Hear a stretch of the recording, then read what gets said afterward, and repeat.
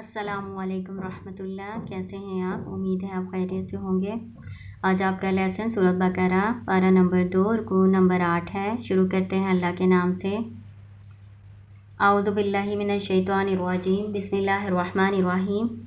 یسألونک عن الأحلة قل هي مواقیت للناس والحج وليس البر بأن تأتوا البيوت من ظهورها ولكن البر من اتقى وأتوا البيوت من أبوابها واتقوا الله لعلكم تفلحون۔ یسألونک، وہ پوچھتے ہیں آپ سے، وہ سوال کرتے ہیں آپ سے، عن الأحلة، چاند کے بارے میں۔ حلال چاند کو کہتے ہیں، ٹھیک ہے۔ قل، کہہ دیجئے، ہیا، یہ، مواقیت، وقت معلوم کرنے کا آلہ ہے، للناسی، لوگوں کے لیے، والحج، اور حج۔ آپ سے سوال کرتے ہیں چاند کے بارے میں۔ چاند کے بارے میں کیا سوال کرتے تھے لوگ آپ صلی اللہ علیہ وسلم سے کہ یہ گھٹتا بڑھتا کیوں ہے؟ تو اللہ تعالیٰ نے اس کا جواب دیا، کہہ دیجئے یہ لوگوں کے لیے وقت معلوم کرنے کا آلہ ہے کہ اتنے دن گزر گئے، اتنے مہینے گزر چکے، اب فلاں مہینہ آ گیا، ٹھیک ہے۔ اور حج کے دن جو معلوم کرنے کا ایک آلہ ہے، ایک ذریعہ ہے۔ چاند کے ذریعے سے حج کے دن معلوم کیے جاتے ہیں۔ حج آپ کو پتہ ہے ذی الحج کے مہینے میں ہی ادا ہوتا ہے، کسی اور مہینے میں ادا نہیں ہو سکتا۔ تو اس کے حساب لگانے کے لیے قمری جو کیلنڈر ہے اس کی ضرورت پڑتی ہے۔ اللہ تعالیٰ نے کوئی چیز بیکار نہیں نہ بنائی، تو اس کا مقصد اللہ تعالیٰ نے بتایا لوگوں کو۔ وَلَيْسَ الْبِرُّ بِأَن تَأْتُوا الْبُيُوتَ، اور نہیں ہے نیکی، بِأَن، با زائدہ ہے، اس کا کوئی معنی نہیں، ان کے، تَأْتُوا، تم آؤ، بیوتا، گھروں میں، مِن ظُہُورِہَا، اس کی پشتوں سے، یعنی پچھواڑے سے، گھر کے پیچھے کوئی دروازہ یا کھڑکی، وہاں سے آؤ۔ اللہ کہہ رہے ہیں یہ کوئی نیکی نہیں ہے۔ وَلَكِنَّ الْبِرَّ، اور لیکن نیکی، مَنِ اتَّقَىٰ، جو بچا، جس نے تقوی اختیار کیا۔ نیکی تقوی اختیار کرنا ہے، نیکی یہ نہیں ہے کہ گھروں میں ان کے پچھواڑوں سے آیا جائے۔ اس کا شان نزول کیا تھا کہ اسلام سے پہلے جاہلیت میں جب عمرے کا یا حج کا احرام باندھ لیا جاتا تھا، نیت کر لی جاتی تھی، تو پھر اس صورت میں گھروں میں ان کے دروازوں سے داخل ہونا وہ سمجھتے تھے کہ منع ہے۔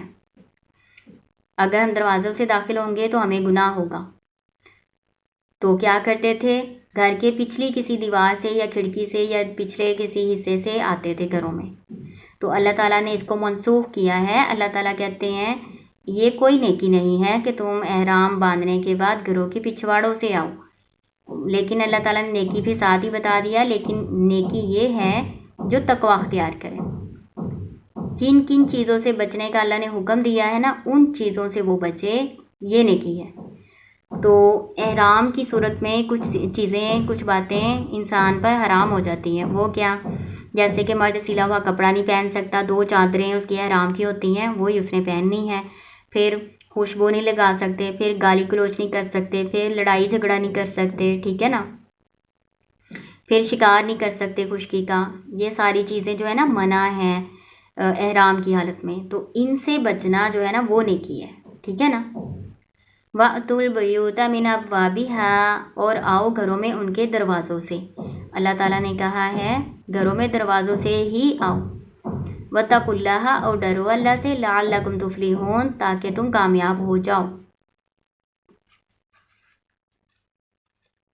وَقَاتِلُوا فِي سَبِيلِ اللَّهِ الَّذِينَ يُقَاتِلُونَكُمْ وَلَا تَعْتَدُوا إِنَّ اللَّهَ لَا يُحِبُّ الْمُعْتَدِينَ، اور لڑائی کرو اللہ کے راستے میں ان لوگوں سے جو تم سے لڑتے ہیں، وَلَا تَعْتَدُوا، اور نہ تم زیادتی کرو، بے شک اللہ تعالیٰ زیادتی کرنے والوں کو پسند نہیں کرتا۔ اللہ تعالیٰ نے کہا ہے کہ اللہ کے راستے میں جہاد کرو، لڑو ان لوگوں سے جو تم سے لڑتے ہیں، اور زیادتی نہ کرو۔ اب جہاد کرنا ہے اللہ کے راستے میں، تو اس میں بھی اللہ تعالیٰ نے زیادتی کرنے سے منع کیا ہے۔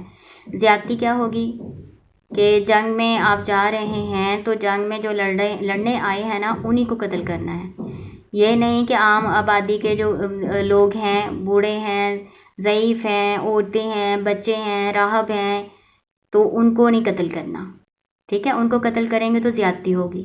کن کن لوگوں کو قتل نہیں کرنا؟ بوڑھے، بچے، عورتیں، ضعیف لوگ اور راہب لوگ جن کو صرف عبادت کا سے غرض ہوتی ہے، وہ لڑائی میں حصہ نہیں لیتے۔ تو اگر یہ لوگ جنگ نہیں کر رہے، عام سادہ سے لوگ ہیں آبادی کے، تو ان کو قتل نہیں کرنا۔ قتل کریں گے تو زیادتی ہو جائے گی۔ پھر جانوروں کو نہیں مارنا، کھیتی نہیں خراب کرنی، درخت نہیں کاٹنے، باغ نہیں اجاڑنے، ٹھیک ہے؟ اور جن کو آپ نے قتل کیا ہے ان کا مسئلہ نہیں کرنا۔ مسئلہ کہتے ہیں قتل کرنے کے بعد ناک، کان، ہاتھ، پاؤں یہ چیزیں کاٹ دینی، تو مسئلہ اس کو کہتے ہیں۔ مسئلہ کرنا بھی منع ہے اسلام میں۔ ان باتوں میں سے جو کچھ بھی، اگر ہم جہاد بھی کریں، ان کاموں میں سے کوئی کام کریں گے نا تو وہ زیادتی ہے، اللہ تعالیٰ اس کو پسند نہیں کرتے۔ ہم اسلام سے تعلق رکھتے ہیں نا، تو اللہ تعالیٰ نے ہر چیز کا اصول اور قاعدہ بنایا ہے۔ یہ اللہ کے راستے میں لڑائی کرنے کا بھی اللہ تعالیٰ نے سارا بتا دیا اصول اور طریقہ کہ اللہ کے راستے میں کیسے لڑنا ہے۔ وَقْتُلُوهُمْ اور قتل کرو ان کو، حیثو جہاں کہیں، ثقفتموہم تم پاؤ ان کو، وَأَخْرِجُوهُمْ اور نکال دو ان کو، من حیثو جہاں سے، اخرجوکم انہوں نے نکالا تم کو، والفتنۃ اور فتنہ، اشد من القتل زیادہ سخت ہے قتل سے۔ اتنے کا پہلے آپ کر لیں، تفسیر دیکھ لیں۔ اس میں جو اللہ تعالیٰ نے کہا کہ ان کو جہاں کہیں پاؤ تم ان کو قتل کر دو اور ان کو نکال دو جہاں سے انہوں نے تم کو نکالا ہے، یعنی مکہ سے۔ اس سے مراد یہ نہیں ہے کہ جہاں بھی آپ کو کافر نظر آئے ان کو پکڑ کے قتل کرنے لگ جاؤ، ٹھیک ہے؟ یہ نہیں ہے اس کا مفہوم۔ جو اسلام دشمن ہیں وہ اس کا غلط مفہوم نکالتے ہیں۔ اس کا مطلب یہ ہے کہ لڑائی ہو جنگ میں، جہاں کہیں تم ان کو پاؤ، جنگ کی صورت میں، جنگ ہو رہی ہے کافروں سے، تو جنگ کی صورت میں ان کو قتل کرو، ٹھیک ہے؟ اور جہاں سے انہوں نے تمہیں نکالا، جیسے مکہ والوں نے مسلمانوں کو نکلنے پر، ہجرت کرنے پر مجبور کر دیا تھا مکہ سے، ہے نا؟ تو تم بھی ان کو نکال دو، مکہ سے کافروں کو نکال دو۔ وہ فتنہ جو ہے وہ قتل کرنے سے بھی زیادہ سخت ہے۔ فتنہ فساد پھیلانا اللہ تعالیٰ نے کہا ہے قتل سے زیادہ سخت گناہ ہے۔ تو اس کا مفہوم اچھی طرح سے سمجھ لینا ہے۔ یہ جنگ کی صورت میں اللہ تعالیٰ نے کہا ہے ان کو پکڑو اور قتل کرو۔ جو اسلام دشمن ہے اسے غلط معنی لے کے لوگوں کو بہکاتے ہیں کہ دیکھو اسلام میں تو بتایا ہوا ہے کہ کافر جہاں کہیں نظر آئے ان کو قتل کر دو، تو یہ تو دہشت گردی کا دین ہے نا؟ یہ اس معنی میں نہیں ہے۔ یہ جنگ کی صورت میں اللہ تعالیٰ نے کہا ہے۔ جنگ میں تو ایسے ہی ہوتا ہے، لڑائی کی جاتی ہے، لڑا جاتا ہے اور قتل بھی ہوتے ہیں اور قتل کرتے بھی ہیں، ٹھیک ہے؟ وَلَا تُقَاتِلُوهُمْ عِندَ الْمَسْجِدِ الْحَرَامِ حَتَّى يُقَاتِلُوكُمْ فِيهِ وَلَا اور نہ تُقَاتِلُوهُمْ تم لڑائی کرو ان سے۔ کاف زبر کا اگر لمبا کرنے والا ہوگا نا کھڑا زبر کے ساتھ یا الف مدہ کے ساتھ، تو اس کا مطلب لڑائی لینا ہے، ٹھیک ہے؟ اور اگر کاف لمبا نہیں ہوگا نا تو پھر اس کا مطلب لینا ہے قتل کرنا، مارنا، ٹھیک ہے؟ اور نہ تم لڑائی کرو ان سے، عند المسجد الحرامی مسجد حرام کے پاس، حتیٰ یہاں تک کہ یقاتلوکم فیہ وہ تم سے لڑائی کریں اس میں۔ جو مسجد حرام ہے، جو مکہ ہے اور مدینہ ہے، یہ حرمین ہے نا، اور ان میں لڑائی جھگڑا کرنا، خون بہانا منع ہے۔ جو کوئی بھی یہاں آ جاتا ہے وہ امن میں آ جاتا ہے، تو اس لیے اللہ تعالیٰ نے منع کیا ہے کہ ان سے مسجد حرام کے پاس، یعنی حرمت والی جگہ پر ان سے لڑائی نہ کرو۔ فَإِن قَاتَلُوكُمْ فَاقْتُلُوهُمْ پس اگر وہ لڑائی کریں تم سے پس ان کو قتل کرو۔ لیکن اگر کافر تم سے لڑنے آ جاتے ہیں، تمہیں قتل کرتے ہیں، تو پھر ان سے لڑنا اور ان کو قتل کرنا واجب ہے، پھر اس پر کوئی گناہ نہیں ہوتا۔ كَذَلِكَ جَزَاءُ الْكَافِرِينَ یہی بدلہ ہے، یہی سزا ہے کافروں کی۔ فَإِنِ انْتَهَوْا فَإِنَّ اللَّهَ غَفُورٌ رَحِيمٌ بس اگر باز آ جائیں، رک جائیں، فتنہ فساد نہ پھیلائیں اور اسلام قبول کر لیں، فَإِنَّ اللَّهَ پس بے شک اللہ تعالیٰ غفور رحیم بہت بخشنے والا، بہت رحم کرنے والا ہے۔ وَقَاتِلُوهُمْ حَتَّى لَا تَكُونَ فِتْنَةٌ وَيَكُونَ الدِّينُ لِلَّهِ وَقَاتِلُوهُمْ اور لڑائی کرو ان سے، جہاد کرو ان سے، حتیٰ یہاں تک کہ لا تکون فتنۃ نہ رہے فتنہ، یعنی ان کا فتنہ فساد ختم ہو جائے، ان کا زور ٹوٹ جائے، اور یقون الدین للہ اور ہو جائے دین اللہ کے لیے۔ اللہ کے دین کا غلبہ ہو جائے اور فتنہ فساد ختم ہو جائے، وہاں اس وقت تک ان سے جہاد کرو۔ فَإِنِ انْتَهَوْا فَلَا عُدْوَانَ إِلَّا عَلَى الظَّالِمِينَ، بس اگر وہ باز آ جائیں، رک جائیں، تو پھر کوئی زیادتی نہیں کرنی سوائے ان لوگوں کے جو ظالم ہیں۔ جو باز نہیں آئیں گے ان کو سزا دینی ہے، جو باز آ جاتے ہیں اپنے فتنہ فساد پھیلانے سے پھر ان کو کچھ نہیں کہنا، ٹھیک ہے۔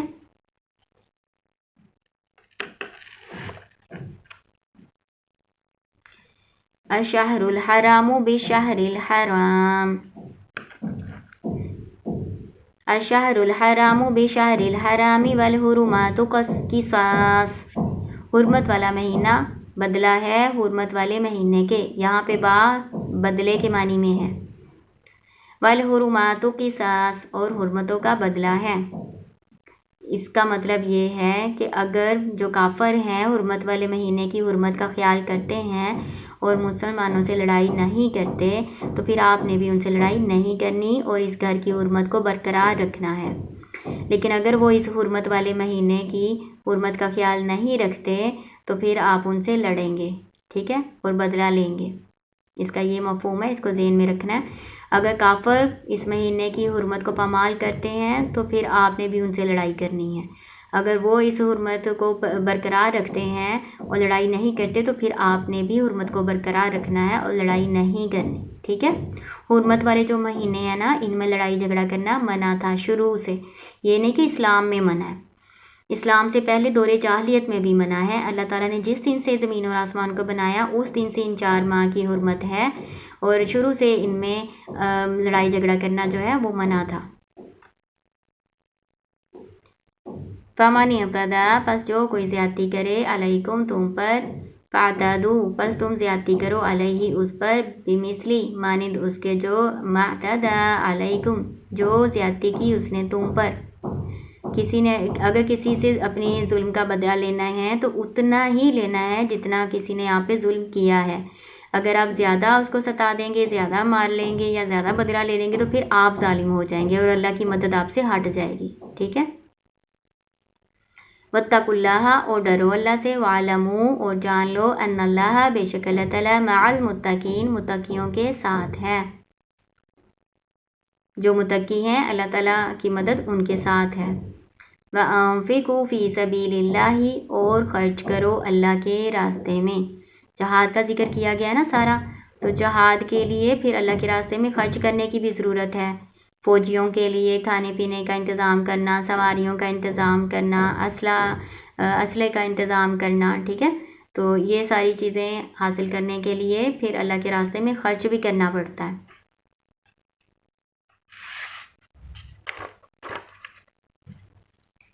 وَلَا تُلْقُوا، اور نہ تم ڈالو، بِأَيْدِيكُمْ، اپنے ہاتھوں، إِلَى التَّهْلُكَةِ، ہلاکت میں، اور اپنے آپ کو اپنے ہاتھوں ہلاکت میں نہ ڈالو۔ اللہ کے راستے میں خرچ نہ کرنے کو اللہ تعالیٰ نے ہلاکت سے تشبیہ دی ہے۔ ہلاکت کیوں؟ کہ اگر ہم اللہ کے راستے میں جہاد نہیں کریں گے اور جہاد کے لیے خرچ نہیں کریں گے، جہاد بالمال نہیں کریں گے تو کیا ہوگا؟ دشمن ہم پر غالب آ جائے گا، ہے نا۔ تو اسلام کو اللہ تعالیٰ نے تو اپنے دین کی حفاظت کرنی ہے، لیکن ہم اسلام کے مطابق زندگی نہیں گزار سکیں گے اگر دشمن ہم پر غالب آ جائیں گے تو، ہے نا۔ تو یہ ہلاکت ہے۔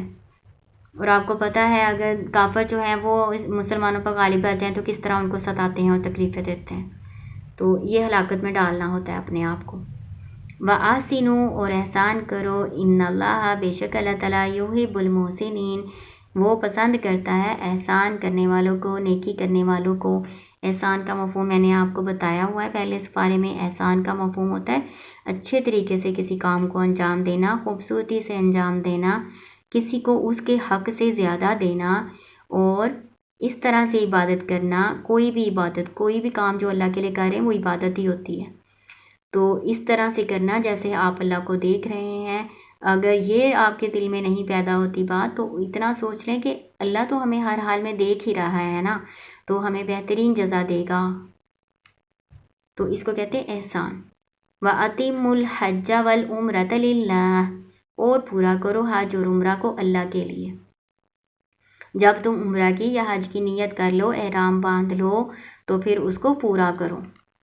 فَإِنْ أُحْصِرْتُمْ فَمَا اسْتَيْسَرَ مِنَ الْهَدْيِ فَلَا تُهْلِكُوا رُؤُوسَكُمْ حَتَّى يَبْلُغَ الْهَدْيُ مَحِلَّهُ، پھر اگر تم گھیر لیے جاؤ، فَمَا اسْتَيْسَرَ پس جو کوئی آسانی سے میسر ہو، من الحدی قربانی میں سے، ہدی قربانی کو کہتے ہیں۔ اس میں بتایا گیا ہے کہ حج اور عمرہ اللہ کے لیے پورا کرنا ہے، لیکن اگر کسی وجہ سے تمہیں روک لیا گیا، تمہیں حج اور عمرہ ادا کرنے کے لیے مکہ میں نہیں جانے دیا گیا، تو اس صورت میں آپ کیا کریں گے؟ پھر آپ جس جگہ پہ روکے گئے ہیں اسی جگہ پہ قربانی دیں گے اور اپنا سر منڈوا دیں گے، ٹھیک ہے۔ یہ اس طرح کا واقعہ صلح حدیبیہ کے موقع پر ہوا تھا۔